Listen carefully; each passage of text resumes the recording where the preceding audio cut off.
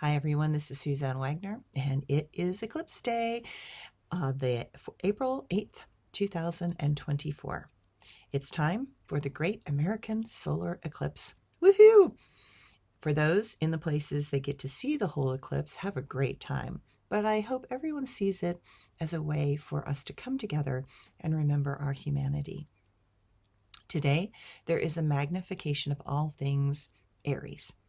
The new moon eclipse is in Aries at 2:21 p.m. Eastern Daylight Time. Plan to be in the right place to see it early. I'm sure traffic is going to be a nightmare in certain places. Remember, you don't want to be looking at this eclipse from inside your car. This is the fourth eclipse in the Libra Aries ascent, the last one being March of 2020, the first one being March of 2025. It is time to get up and get going because there is a huge push with all this Aries trying to get us to get up and get going on something. Aries is the sign of independence and inspiring action. There are plenty of things out there that need someone to fix or change, so take your pick. There is a lot to choose from. There is a fire inside that wants us to get going and tackle the hard things and all things that separate us, undermine the power of the people, and cause suffering to innocence. This eclipse either forces us or allows us to see where we have not been in alignment with our true self. This entire year is one of endings and beginnings. Pluto is at 1 degree of Aquarius and is activating that humanitarian side of our soul that wants to show compassion and help the world heal. Whatever was is now officially done. That means that we will have to put a lot of effort in over the next year to move us past the petty priorities of powerful puppets. Add to the powerful compulsion of the eclipse, and we have a Mercury retrograde also in Aries. And that one is magnifying the other, and it may feel as if we cannot take another moment of this old energy. We have to make a powerful shift, and it has to be now. Motivated in a way that feels very good and empowering, we know that no one is going to help, so we are going to have to do it ourselves.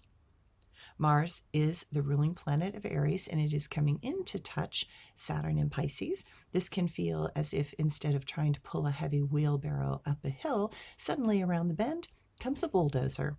Thank you, Mars.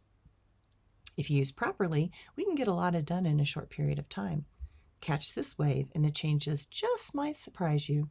This energy is not about being special, but about doing what is necessary to get the job done. The feelings of satisfaction are going to be enough because we are finally doing it for ourselves rather than others. We finally see that we might have the tools necessary to get this done, and we are officially over waiting for the right moment. The right moment is now.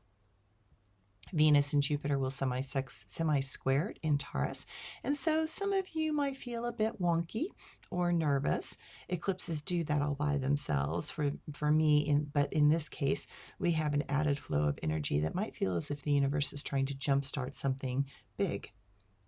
Then we also have Chiron and the Sun conjuncting in Aries, and that can make us choose a purpose and begin to make that into a reality.